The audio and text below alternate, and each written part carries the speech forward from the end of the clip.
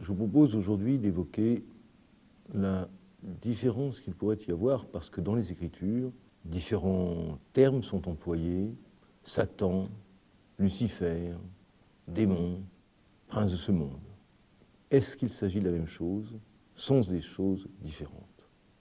Et à quoi tout cela correspond-il? Et nous verrons qu'en fait, aucun de ces termes n'est employé par hasard.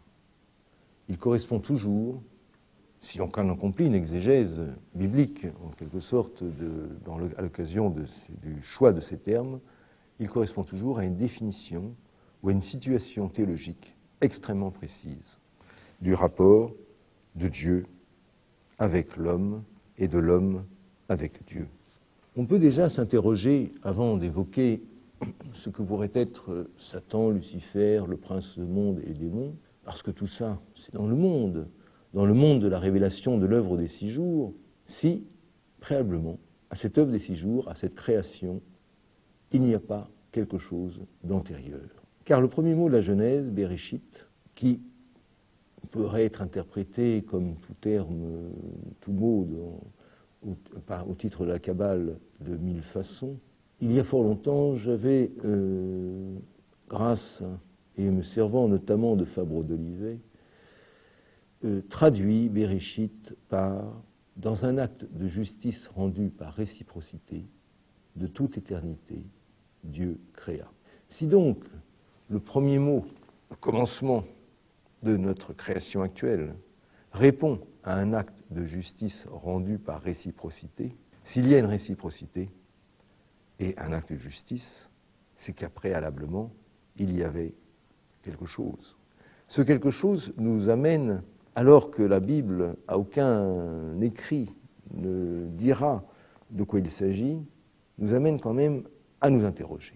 Il est vraisemblable qu'il y eut ce que certains théologiens, penseurs, considèrent comme la chute précosmique. Il y aurait eu donc une chute précosmique, cette chute précosmique que l'on va retrouver d'ailleurs sous-entendue, sans être dite, mais sous-entendue toutefois par Justin, qui est un père donc de l'Église très ancien, qui va évoquer cette partie de la Bible où il est question du commerce des anges avec les filles des hommes. Alors, est-ce cela? Parce que rien, dans le cadre de l'œuvre des 6 jours, n'est dit quant à la création des anges. Les anges sont donc créés antérieurement à l'œuvre des 6 jours. Donc on peut se demander si d'aventure ce commerce des anges avec les filles des hommes, mais quels hommes? C'est une autre création.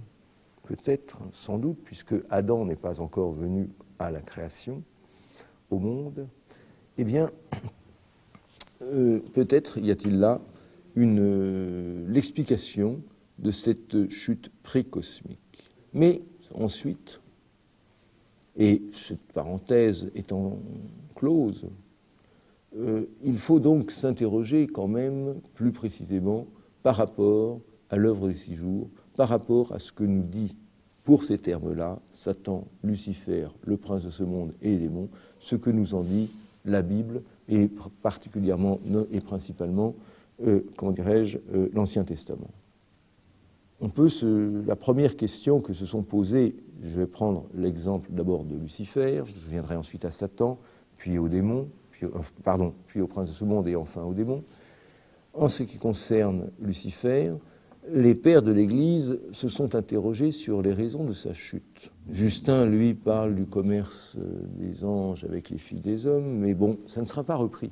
Le premier à évoquer peut-être, le premier, ils vont être plusieurs, à évoquer une thèse qui n'est pas sans intérêt quant à la chute de Lucifer, c'est Irénée de Lyon, dans le cadre donc de sa lecture de Sagesse 2.24, Sagesse 2.24, qui nous dit précisément « C'est par l'envie du diable que la mort est entrée dans le monde, ils en font l'expérience, ceux qui lui appartiennent. » Donc, il y a bien des êtres qui appartiendraient au diable. Bon, le mot diable, là, est employé. on constatera que le mot diable, personnellement, je ne l'emploie pas, utilisant Satan, Lucifer, le prince de ce monde et démons. Le mot diable étant un mot générique, n'ayant pas, dans le cadre de la Bible, de sens particulier. Il y a, d'après donc Irénée de Lyon, l'envie par le diable, en quelque sorte, de s'égaler à Dieu. Et ceux qui chutèrent sont ceux qui voulurent suivre la proposition de Lucifer, qui était de s'égaler à Dieu. Je vous rouvrirai à l'instant la chute précosmique, avec cette idée selon laquelle, si l'on regarde l'œuvre des 6 jours, quelques personnes ont effectivement pensé à cette question qui est la création notamment des insectes. Les insectes ne figurent pas dans l'œuvre des 6 jours. Alors s'agit-il d'une création précosmique venant, voulant s'égaler à Dieu, venant donc de Lucifer, qui aurait voulu en quelque sorte être comme Dieu créateur?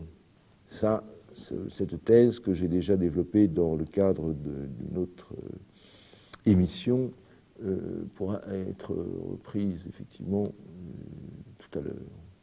En ce qui concerne donc l'envie du diable de s'égaler à Dieu, telle est la thèse en quelque sorte d'Irénée de Lyon. Par rapport à Irénée et à l'inverse d'Irénée, Origène, lui, va soulever la question de l'orgueil. L'orgueil, en quelque sorte, de Lucifer, en choisissant Isaïe 14, 12 à 16, qui nous dit ceci. « Comment es-tu tombé du ciel, étoile du matin, fils de l'aurore? As-tu été jeté à terre, vainqueur des nations? Toi qui avais dit dans ton cœur, j'escaladerai les cieux. Au-dessus des étoiles de Dieu, j'élèverai mon trône. Je siégerai sur la montagne de l'assemblée, aux confins du septentrion. Je monterai au sommet des nuages, je m'égalerai au très haut. Mais tu as été précipité au Sheol, dans les profondeurs de l'abîme. » Ça, c'est le choix d'Origène, qui n'est pas sans intérêt, cet orgueil de vouloir toujours, mais on revient, que ce soit l'envie du diable de s'égaler au Dieu, ou l'orgueil du diable, en l'occurrence le mot diable je le prendrai d'une façon générique, mais en dissociant selon les situations, en l'occurrence il s'agit de Lucifer, de l'orgueil qui est toujours le désir d'être, non plus de s'égaler à Dieu, mais d'être au-dessus de Dieu. Enfin, une réflexion qui n'est pas sans intérêt, après Irénée de Lyon, après Origène, sont les thèses de Denis Aréopagite et de Thomas d'Aquin, qui reviennent en quelque sorte, Thomas d'Aquin notamment. Denis Aréopagite a écrit certes sur ces sujets, mais ne s'est pas exprimé longuement. Thomas d'Aquin, lui, va être plus prolixe. Et dans sa somme théologique, la somme théologique est à propos des questions relatives aux anges, considérant que l'ange, ayant même chuté, ne peut pas être l'auteur d'un mal, considère qu'il se trouve dans une situation de bien imparfait. Et que, de par ce bien imparfait, quel était le mobile, en quelque sorte, de Lucifer, sinon précisément l'amour, le désir, non pas d'être l'égal de Dieu, non pas d'être au-dessus de Dieu, mais de se substituer à Dieu dans le désir d'aider l'homme à prendre conscience de ce qu'il pouvait être. Cette conscience de ce qu'il pouvait être, que se passe-t-il dans le jardin d'Éden? Lorsqu'ils eurent mangé la pomme qui n'était pas le fruit défendu, Adam et Ève s'aperçoivent qu'ils sont nus, c'est-à-dire qu'ils prennent conscience de leur corporéité. Cette corporéité qui n'existait pas avant la chute, mais ils prennent conscience d'un état individuel qui est le leur, qu'avant ils ne connaissaient pas cette individualité, puisqu'ils étaient en union totale avec Dieu. En fin de compte, Lucifer, par amour, va essayer, non pas pour ennuyer Ève, parce que tout le dialogue entre Lucifer et précisément Ève, dans le dialogue concernant l'arbre, l'interdiction ou le non-interdit de l'arbre et du fruit, Satan ne ment jamais. En l'occurrence, Lucifer ne ment pas. Tout ce qu'il dit est vrai. Vous serez comme des dieux, c'est-à-dire que vous connaîtrez, toute proportion gardée, parce que Adam ne peut pas être Dieu, bien sûr, une individualité que vous ne connaissez pas aujourd'hui. Alors, Lucifer, porte-lumière, va donc être l'expression qui s'est opposée d'une certaine façon à Dieu dans le champ des 6 jours de la création. Alors que, par ailleurs, il faudra maintenant venir à Satan, Satan qui est l'obstacle, Satan qui veut dire Satan, les Satans, c'est-à-dire l'obstacle, et cet obstacle, selon la Kabbale, qui est l'obstacle que Dieu se fait à lui-même. Il est, Satan, l'accusateur. On le retrouvera dans le psaume 108, verset 6, Satan apparaît comme étant celui chargé d'accuser. Et il rend aussi un autre service. Si maintenant on prend la situation de Satan dans le cadre du Nouveau Testament, il apparaît 3 fois, le terme de Satan. La première fois lors de la 3e tentative de tentation du Christ au désert, lorsque, précisément, Lucifer, prince de ce monde, propose au Christ, à Jésus-Christ, tous les royaumes du monde, s'il se prosterne devant lui et s'il l'adore. Si d'aventure le Christ faisait cela, il ne parviendrait pas à sauver le monde, à nous sauver, puisqu'à ce moment-là, il accepterait de reconnaître que nous sommes toujours dans la situation de chute antérieure. Donc il refuse et il lui dit « Arrière de moi, Satan, tu n'adoreras qu'un Dieu, que ton Dieu, seul. » C'est-à-dire que le Christ ne méconnaît pas, ne conteste pas que le monde appartient aux démons. Et donc nous avons là l'expression, d'une certaine façon, de la gloire de Dieu, parce que le Christ triomphe en quelque sorte, déjà une première fois, de Lucifer. Une deuxième fois, le mot de Satan va être employé lorsque, précisément, les apôtres s'interrogent et Pierre refuse l'annonce par le Christ de la passion. Pierre refuse cette annonce accomplie par Jésus-Christ, comme quoi il va souffrir la passion, et parce que Pierre aurait voulu garder le Christ comme un homme et le garder près de lui et n'accepte pas cette idée. Et pour, à cette occasion, parce que Pierre refuse, en fin de compte, et nous sommes toujours dans la tentative, en quelque sorte, d'une situation qui empêcherait la rédemption du monde par l'intermédiaire de la résurrection du Christ, à ce moment-là, Pierre sera traité par le Christ de Satan. Et puis une troisième fois, le mot de Satan apparaît encore, c'est lors de la première scène, lorsque le Christ donne et ne fait communier qu'un seul apôtre. On ne sait pas si les autres apôtres ont communié, en tout cas, le nom d'un seul à qui il donne, le Christ, la bouchée de pain, c'est à Judas. Le texte ajoute, à ce moment-là, Satan entra en lui.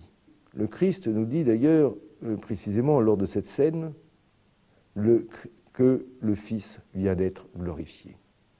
C'est-à-dire qu'il y a une association, et non pas dans cet obstacle, non pas le sens d'une opposition, mais d'une association. C'est peut-être aussi pour cela que Thomas d'Aquin ne voit pas dans précisément la situation des anges déchus une situation de mal. La question du mal est une question fort complexe qui n'a jamais été résolue, mais un bien imparfait. Eh bien, on voit dans ces 3 situations que la présence de Satan est l'occasion de manifester la gloire de Dieu et le triomphe de Dieu, deuxième personne de la très sainte Trinité, Jésus-Christ, en quelque sorte, sur la chute, qui sera évitée grâce à sa résurrection. J'évoquais tout à l'heure Lucifer. Lucifer, soit par orgueil, soit par amour, soit par envie, en quelque sorte, d'être comme Dieu, va chuter. Il va se trouver devenir, effectivement, le prince de ce monde. Alors, bien sûr, c'est Lucifer, c'est ce qui précède, en quelque sorte, les conséquences de la chute, et après les conséquences de la chute, il devient, puisque le monde a chuté, le prince de ce monde. Et avec le prince de ce monde, venant donc dans le monde, il y a le retrait de l'Esprit Saint. à propos de la troisième tentative de tentation du Christ au désert, le prince de ce monde est reconnu par le Christ comme étant, Lucifer, comme étant le prince de ce monde. Le monde lui appartient. Le Christ ne dit pas non, ce royaume n'est pas à toi. Il lui dit retire-toi de moi, Satan. De même que en Jean 14, verset 30, le Christ précise effectivement que le prince de ce monde vient, ajoutant mais il n'a aucun pouvoir sur moi. Les choses vont souvent par trois d'ailleurs, c'est très intéressant dans le cadre de la méthode exégétique. Et la troisième fois où cette notion de prince de ce monde va se manifester dans le cadre du Nouveau Testament, ce sera lorsque le Christ dira, lors de ce faux, méchant et exécrable tentative de procès qui lui sera fait, mon royaume n'est pas de ce monde. Donc il n'y a aucune contestation sur le fait qu'il existe pour le prince de ce monde, effectivement, temporairement, et ce sera la grande lutte, en fin de compte, dans le cadre de l'histoire de la rédemption, sur laquelle les théologiens et les pères vont beaucoup écrire, comment est-ce que le prince de ce monde a cherché à duper le Christ, mais qu'il n'y est pas parvenu, et comment le Christ, à chaque fois, parvient à exorciser toujours les situations qui ne sont pas des situations de tentation, mais qui sont des tentatives de la part du prince de ce monde, disons, d'empêcher la rédemption de s'accomplir. Le prince de ce monde existe toujours. Il n'a pas disparu. Nous ne sommes pas dans l'Apocalypse, même si l'Apocalypse n'a pas à être lu d'une façon historique, systématiquement, avec une chronologie du temps. Nous ne sommes pas encore dans cette situation, mais il est vrai que le prince de ce monde demeure. Il aura toujours le même pouvoir tant que l'homme, à titre personnel, n'aura pas choisi. Maintenant que grâce à la résurrection du Christ, il est sauvé, n'aura pas choisi de dire oui au Christ, oui à Dieu, pour adhérer à cette vie nouvelle, et entrer dans cette Jérusalem qui est l'acceptation de Dieu. Parce que nous sommes dans le monde, et dans ce monde voué à des situations extrêmement diverses, en fait, que se passe-t-il ? Il se passe que nous oublions toujours, ou souvent, notre relation à Dieu. Et peut-être qu'il faut qu'un jour, nous disions oui à Dieu. Je suis avec toi. Tout ce que je fais, je le ferai en conscience de ma relation avec toi. Alors, ce jour-là, le prince de ce monde aura perdu tout pouvoir. Pourquoi cela se sera-t-il passé ? Parce que l'homme, par ses bonnes actions, par ses prières, je ne cesse de le répéter dans cette deuxième épître de Pierre, aura hâté l'avènement du jour de Dieu. Alors maintenant, il y a aussi un autre terme qui est employé dans la Bible, qui sont les démons. Alors il y a une définition qui est assez intéressante offerte par le Zohar. Parce que les démons, effectivement, on pourrait se dire, qu'est-ce que c'est ? Sont-ce les anges chutés ? Ou tout à fait autre chose. Le problème des démons est ainsi évoqué dans le Zohar 1, 14a, 14b. Lorsqu'arriva l'heure sacrée du sabbat, plusieurs esprits restèrent inachevés, le temps ayant manqué de les pourvoir de corps. Ces esprits forment la légion des démons. On pourrait se demander, le saint béni soit-il, ne pouvait-il donc pas reculer l'heure du sabbat pour avoir le temps de pourvoir de corps ces esprits? Mais la vérité est que l'arbre du bien et du mal a incité la révolte de plusieurs esprits avant même qu'ils fussent pourvus de corps. Ces esprits ont conçu le plan de descendre sur la terre une fois pourvus de corps et de s'emparer du monde. Dieu classa alors les esprits en deux catégories. Les bons furent placés à côté de l'arbre de la vie et les mauvais à côté de l'arbre du bien et du mal. Il commença ensuite par pourvoir des corps les esprits de la première catégorie lorsque le moment fut arrivé d'en pourvoir ceux de la seconde. le sabbat vint interrompre l'œuvre de la création. Nous ne sommes pas présentement dans le cadre du christianisme. Toutefois, la question posée par le Zohar est très intéressante, car elle pose le problème de la corporéité. Ces esprits n'auraient pas de corps. Que voyons-nous, qu'entendons-nous, que lisons-nous dans les évangiles notamment, sinon, lorsqu'il est question de démons? Alors, effectivement, par exemple, le Christ voulant chasser des démons, les démons répondent « Pourquoi veux-tu nous chasser avant le temps ?» Alors il précipite les démons dans un troupeau de porcs qui se jettent dans la mer. « Pourquoi veux-tu nous persécuter avant le temps ?» C'est-à-dire que ces esprits, eux, connaissent aussi une rébellion, mais qui est celle tout à fait différente. Non pas d'avoir voulu, c'est toujours certes une opposition à Dieu, mais non pas d'avoir voulu être l'égal de Dieu, mais d'avoir voulu acquérir un corps, alors que, précisément, ces esprits n'avaient pas encore acquis le corps. Car une considération qui existera aussi bien dans le judaïsme que dans la tradition chrétienne, qui est oubliée aujourd'hui au niveau du christianisme, c'est que la création n'est pas achevée. Pour les pères de l'Église, la tradition, dans le cadre donc de ce que j'appellerais la tradition avec un grand T, effectivement la création n'est pas achevée. Il y a encore des êtres qui ne sont pas venus à la naissance. Il y a encore des choses qui doivent se manifester, précisément si certains éléments dont des esprits, à se manifester, à s'incorporer, alors que ce n'était pas leur rôle ou le temps pour eux à ce moment-là, ils s'incorporent des êtres et cette incorporation-là, qui est la manifestation même de la possession, ces esprits seront appelés des démons. Tout cela peut sembler grave de se dire Lucifer qui se rebelle, qui devient en quelque sorte le prince-monde, ces démons qui s'incorporent et qui possèdent des êtres humains notamment, mais il y aura un jour une récapitulation finale. C'est cette notion du 8e jour qui veut que, alors, quand tout sera revenu à Dieu, lorsque il est dit dans la Bible que le prince-monde et que Lucifer, le prince-monde, en fin de compte c'est la même chose, sera jeté dans les temps de feu.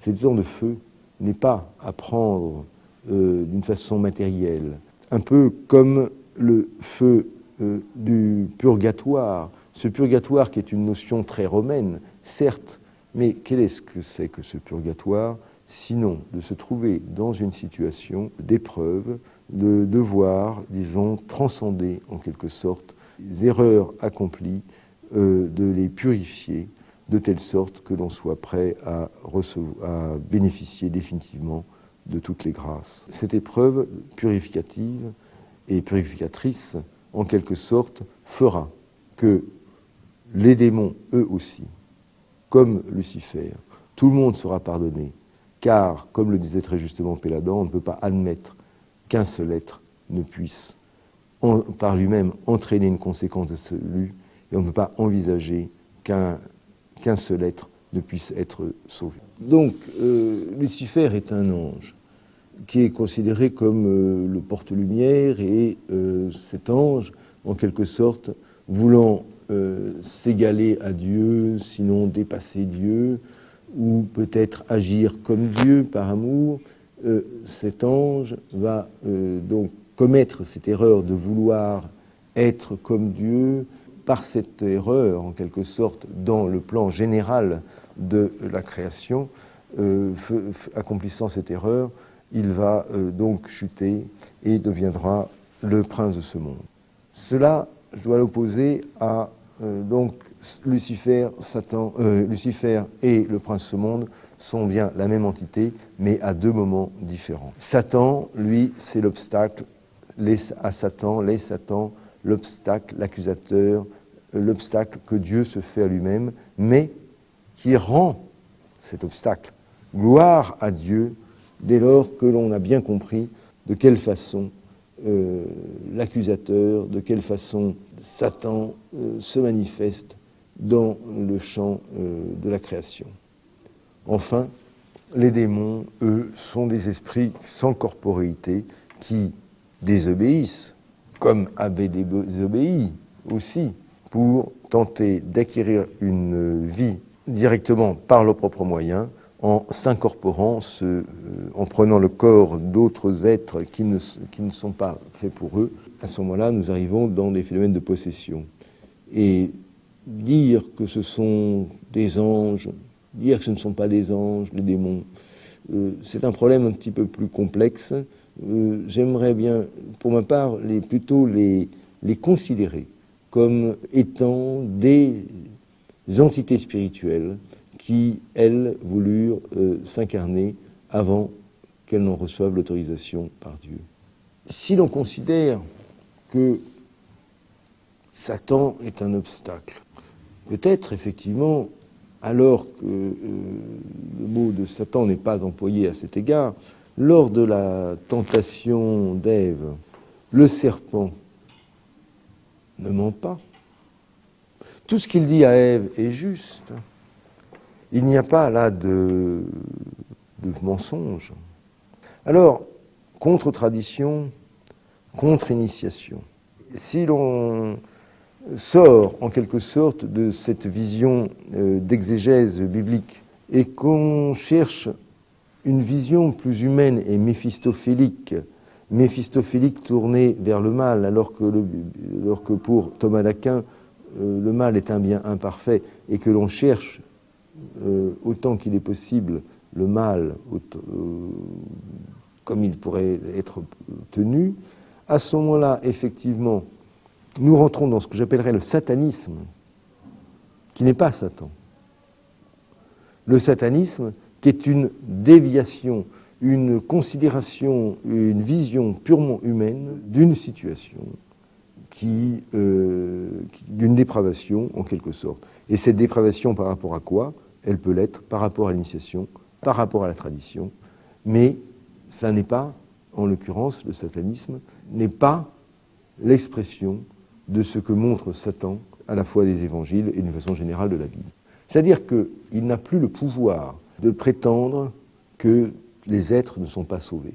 Ça y est, les êtres sont sauvés, c'est à la fois son bonheur et son malheur. Il se dit, et ce sera Péladan, mais beaucoup de mystiques ont repris cette idée, beaucoup d'écrivains aussi, hommes de théâtre ou romanciers, mais beaucoup ont réfléchi sur ce problème particulier, mais aussi de l'État. Car le pouvoir est lié à l'État, et l'État est lié au pouvoir. De l'État, en quelque sorte, de Lucifer, dans le champ de la création, avec les anges qui le suivirent, il n'a plus le pouvoir d'empêcher en quelque sorte cette rédemption de l'homme, mais il se dit, l'homme est sauvé, moi je ne le suis pas. Là, nous rentrons à la fois dans une humilité extrême de ne pas oser solliciter la grâce, et dans un orgueil insensé d'estimer qu'il pourrait ne pas mériter la grâce. Entre l'orgueil et l'humilité, il n'y a qu'un pas. Il y a effectivement des témoignages de visionnaires, de mystiques sérieux. Les anges rebelles, Lucifer, demandent en quelque sorte que l'on prie pour lui, parce qu'ils sont indignes de la grâce. Quel pouvoir a-t-il? Il a le pouvoir, certes, d'espérer que le monde restera dans la situation actuelle où l'homme ne sera pas encore parvenu à bénéficier du 8e jour, à bénéficier de la Jérusalem céleste, à ce jour de la rédemption finale. Il se dit pendant ce temps-là, j'existe encore, et puis mon pouvoir, c'est éventuellement d'avoir une relation avec des êtres pour tenter de les tenter s'il était possible. Mais il ne tente pas l'être pour l'amener en quelque sorte à la désolation. Je pense qu'il amène l'être dans ses tentatives, dans ses tentations, précisément à prendre conscience aussi, d'une façon, de la présence de Dieu. Et pour revenir aux démons, là, qui serait un terme d'ailleurs impropre, pour revenir justement à des anges rebelles, parce qu'il n'y a pas que les démons tels que je les ai définis tout à l'heure, mais il y a aussi des anges rebelles qui peuvent posséder des êtres. Précisément, dans le cas de la possession d'Antoine Gay, il fut le premier, par l'intermédiaire des esprits rebelles qui étaient en lui, dont il souffrit toute sa vie, il fut le premier à proclamer l'Immaculée Conception, bien avant ne soit prononcé dans l'Église romaine. Antoine Gay avait donc cette mission d'être possédé, et les anges rebelles qui étaient en lui, disons, ne faisaient que rendre gloire et parler de la gloire de Dieu et de Marie. Et c'est pour ça d'ailleurs que le curé d'Ars lui-même refusa d'exorciser Antoine Gay. Donc ils ont effectivement un pouvoir, une action. Ça n'est pas tant l'action, le pouvoir qu'ils pourraient avoir. Je crois que s'il est un devoir qui revient aux chrétiens, c'est de les amener à accepter, comme pour nous-mêmes, le salut, d'accepter de reconnaître humblement que nous dépendons de Dieu et demander en quelque sorte à être en communion avec Dieu en faisant tout pour cela. Si donc les anges rebelles, Lucifer et ses légions, bénéficient de ces demandes, ils bénéficieront des grâces qui en résulteront, ces grâces qu'on appelle surérogatoires, supplémentaires, complémentaires aux grâces déjà acquises par le Christ. Et à ce moment-là, eux aussi, un jour, viendront à reconnaître et à demander à réintégrer ce que j'appellerais le ciel ou le Saint-Plérum.